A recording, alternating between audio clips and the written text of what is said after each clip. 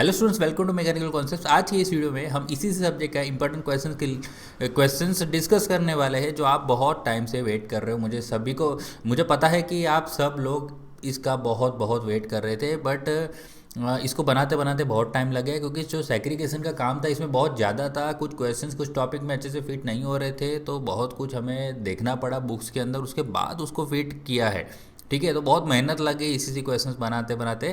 तो चलिए, finally PDF हमारे सामने है और इस पीडीएफ को अगर आप डाउनलोड करना चाहते हो तो आपको इसकी लिंक जो है डिस्क्रिप्शन बॉक्स में मिल जाएगी, वहाँ जाके आप डाउनलोड कर लेना। बिंदास आप डाउनलोड करिए और आप पढ़िए, यही हम चाहते हैं। ठीक है, और वीडियो को पूरा इसलिए देखिए क्योंकि आपको मैं कुछ क्वेश्चंस जो बताऊंगा वो बहुत इंपॉर्टेंट है, जो आते ही आते हैं, है ना। और कुछ क्वेश्चंस अगर आप खुद एनालिस करना चाहते हो तो आप खुद ही एनालाइज कर लीजिए, कोई बात नहीं। ठीक है, तो देखिए, मैं जो बताऊंगा आप इस वीडियो को पूरा देखिए, ये मेरा सजेशन रहेगा, है ना, जिससे आपका फ़ायदा तो होगा ही होगा।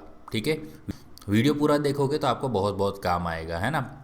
अदरवाइज़ पीडीएफ डाउनलोड कर लोगे, इंपॉर्टेंट क्वेश्चन सामने है, फिर कुछ ऐसी भी चीज़ें जो ना काम की है वो आप बिना काम के आप पढ़ ही रहे हो, तो उसमें टाइम वेस्ट होगा। ठीक है, चलिए इस वीडियो को स्टार्ट करते हैं। देखिए, सबसे पहले need scope importance of BCC जो है, उसमें आपको एस्टिमेटिंग की आप डेफिनेशन लर्न कर लिए। देखिए, उसकी नीड भी आपको ये जो लिख रहे हैं ना, डिफाइन पढ़ना है, नीड भी पढ़ना है। ठीक है, डेफिनेशन तो पढ़नी ही पढ़नी है, सभी चीज़ की डेफिनेशन आपको पढ़नी है। एक चीज़ ध्यान रखना, कॉस्टिंग की डेफिनेशन, एस्टिमेशन की डेफिनेशन, क्वालिटी ऑफ एस्टिमेटर आप नहीं पढ़ोगे तो चलेगा, कॉस्टिंग कॉन्ट्रैक्टिंग पढ़ना है, एडवांटेज भी पढ़ना है कॉस्ट एस्टिमेशन का, और ऑब्जेक्टिव्स भी पढ़ना है कॉस्ट एस्टिमेशन का। ठीक है, तो चलिए, इसमें आपको एक चीज़ है कि आप क्वालिटी ऑफ एस्टिमेटर नहीं पढ़ोगे तो कोई बात नहीं।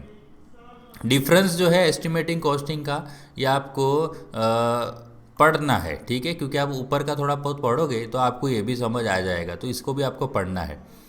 Direct material cost, direct labour cost पढ़ना है, और डिफरेंट एलिमेंट्स ऑफ कॉस्ट भी आपको पढ़ना है, ये एग्जाम में आएगा ही आएगा, है ना।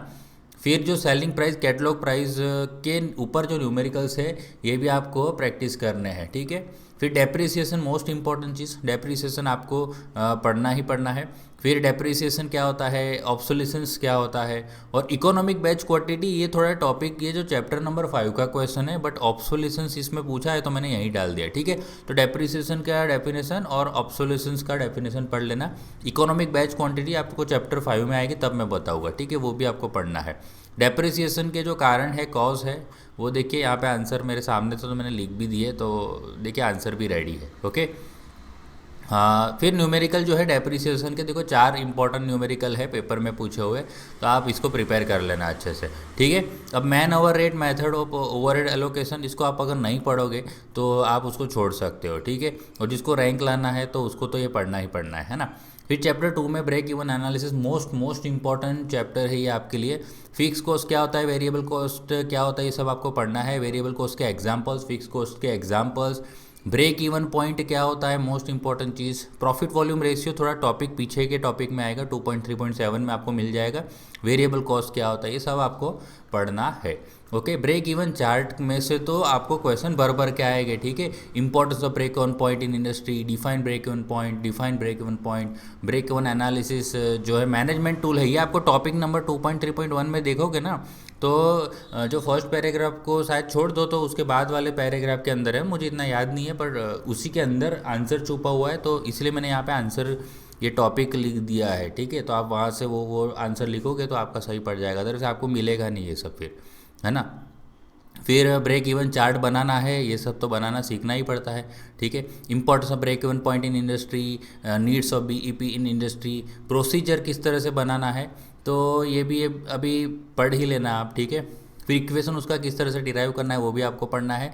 इसमें उसी के अंदर सब मार्जिन ऑफ सेफ्टी ये सब आ जाएगा, तो इस तरह से कुछ ना कुछ क्वेश्चन तो ब्रेक इवन चार्ट के ऊपर से बनेगा ही बनेगा।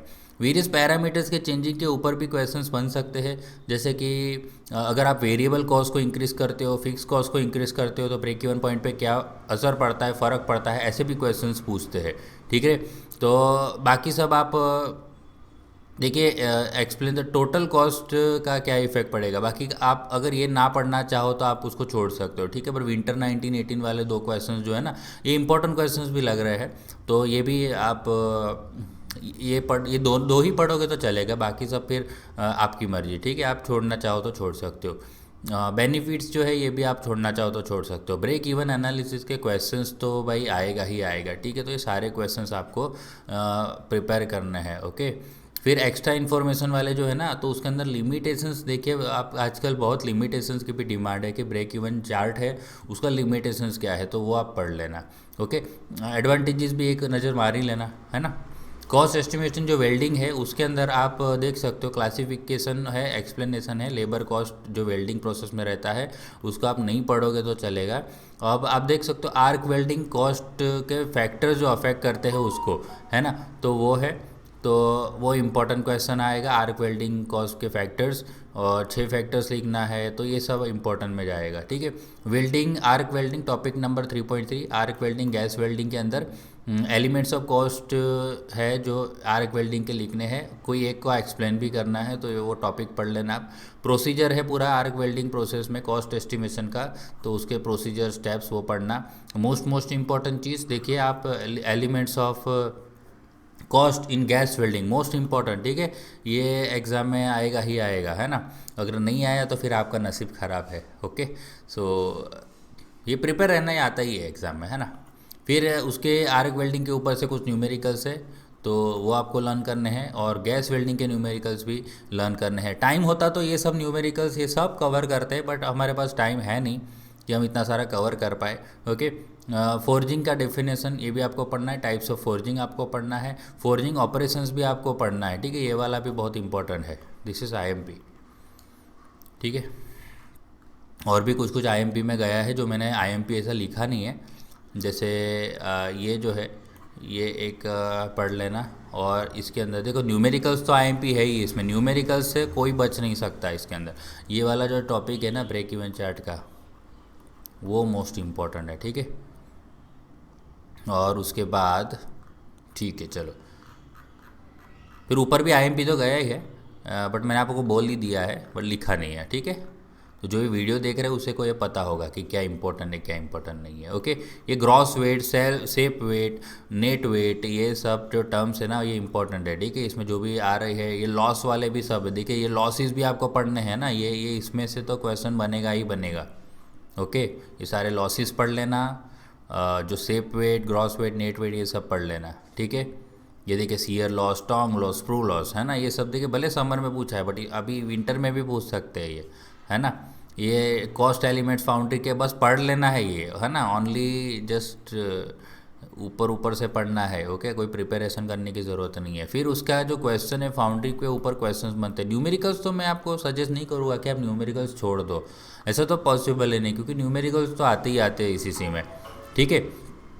State the method of finding direct material cost in foundry, calculate material cost of foundry, of find direct material cost of foundry, तो ये भी आपको प्रिपेयर करना है। पैटर्न, अलग अलग टाइप के पैटर्न अलाउंस, देखिए पैटर्न अलाउंस तो भर भर के क्वेश्चन आते हैं, पैटर्न अलाउंस तो आपको करने ही करना है, ओके। तो उसके बाद जो इस पे ऊपर जो न्यूमेरिकल है ये भी आपको करने हैं, ठीक है, सारे न्यूमेरिकल्स है। पैटर्न को कॉस्ट एस्टिमेशन का ये शॉर्ट नोट अगर नहीं करना तो मत करना आप, ओके। मशीन पार्ट, इसमें ये cutting speed, approach, depth of cut, ये सारे डेफिनेशन इंपॉर्टेंट हो जाएगी, ठीक है। इसके बाद अगर मशीनिंग शॉप में टर्निंग टाइम कैलकुलेट कैसे करना है वो पढ़ना है। टैपिंग क्या होता है, इक्वेशन ऑफ टैपिंग, जो इक्वेशंस है ना वो सारे लर्न करने हैं, ओके। नर्लिंग क्या होता है, फेसिंग क्या होता है, रीमिंग, टैपिंग, ये तो आप ऊपर ऊपर से देख लेना, ठीक है। ये सब ऐसे देखने की ही बात है। फिर ये देखो various times consider to find labour cost in machine shop, देखिए ये भी काम का है, ये न्यूमेरिकल में काम आएगा इसलिए आपको पढ़ना पड़ेगा ये, ओके। अप्रोच क्या होता है, ओवर रन क्या होता है, ये देखिए बहुत पूछते हैं ये, ठीक है, तो ये इंपॉर्टेंट में जाएगा। इक्वेशन ऑफ मिलिंग टाइम जो टी निकालना है वो देखिए समर में पूछा है, आपको अगर पढ़ना नहीं है तो आप छोड़ दो इसको, ओके। शेपिंग ऑपरेशंस का टी टाइम निकालना, फिर प्लानिंग ऑपरेशन का टाइम टी निकालना, ओके। उसको हम इम्पोर्टेंट में नहीं डालेंगे। शेपिंग प्लानिंग का आज कल डिमांड ही नहीं है तो क्वेश्चंस भी उससे ऊपर से कम ही बनेंगे, ठीक है। तो शेपिंग प्लानिंग वाला काम अगर आपको छोड़ना चाहो तो छोड़ सकते हो। बैच ओवर ए टाइम ये भी आप छोड़ सकते हो। Economic batch quantity, economic batch quantity वाले जो क्वेश्चंस है तो ये भी इम्पोर्टेंट है, इसके अंदर ये इम्पोर्टेंट आएगा EBQ, ठीक है, ये पढ़ लेना आप। फिर ये वाला न्यूमेरिकल्स में ये वाला टॉपिक आप छोड़ना चाहो तो छोड़ देना। Machine cost estimation of machine part में तो ये सारे न्यूमेरिकल्स अब तो भर भर के न्यूमेरिकल्स है ना, टर्निंग के न्यूमेरिकल्स, फिर फेसिंग के न्यूमेरिकल्स, देखिए ड्रिलिंग के न्यूमेरिकल्स, फेसिंग वाले न्यूमेरिकल्स दिख रहे हैं, मिलिंग वाले न्यूमेरिकल्स है ना, ये मिलिंग वाले न्यूमेरिकल्स पूछते हैं। ग्राइंडिंग के न्यूमेरिकल्स फिर आपको छोड़ना है या शेपिंग के छोड़ना है तो आप छोड़ सकते हो, ठीक है, ये मैं आपको बोल सकता हूँ कि आप उसको नहीं करना है तो, क्योंकि उसकी डिमांड थोड़ी कम है, ओके, कम ही पूछे जाएंगे। फिर ये डीजल जनरेटिंग साइड वाले बहुत क्वेश्चन आते हैं ऐसे, है ना। प्रोसेस कॉस्ट को आपको नहीं पढ़ोगे तो चलेगा। Diesel generating side ice plant, भाई ये इसका तो एक्सप्लेनेशन है ना, इतना एग्ज़ाम में आता है। तो ये डीजल पावर प्लांट देखो, थर्मल पावर प्लांट, ये वाला वॉशिंग पाउडर वाला नहीं करना तो मत करना। Cost elements of ice plants तो आप देखो कितनी बार पूछा है, कितनी बार, ओके, तो ये मोस्ट टाइम पे में जाएगा। बजटिंग कॉन्ट्रैक्टिंग की बात करें तो बजट कंट्रोल ब्रीफ में एक्सप्लेन करना है। 6 ऑब्जेक्टिव्स जो बजट के हैं वो इम्पोर्टेंट आएंगे। टाइप्स ऑफ बजट जो है वो भी आपको इम्पोर्टेंट क्वेश्चन है, this is also important, okay. Sales budget explain करना है, ठीक है, ये भी इम्पोर्टेंट है। मास्टर बजट है, वो भी आप पढ़ना है आपको, ठीक है। उसके बाद ये most important book value, present value, salvage value, ठीक है, ये भी इम्पोर्टेंट है। Merit demerit of contract, contract के characteristics, define contract, merit demerit, ठीक है, मेरिट यानी एडवांटेज डिसएडवांटेज, ठीक है, पढ़ना है। टाइप्स ऑफ कॉन्ट्रैक्ट तो ये भी पढ़ना है। टेंडरिंग क्या होता है, टेंडरिंग, टाइप्स ऑफ टेंडरिंग, तो ये भी क्वेश्चन पढ़ना है और ये इंपॉर्टेंट भी है, okay. State the condition of contract, condition of contract, देखो कितनी बार पूछा है, समझ रहे हो आप, इसका मतलब है कितना इंपॉर्टेंट है क्वेश्चन आपके लिए, मोस्ट इंपॉर्टेंट क्वेश्चन, ओके।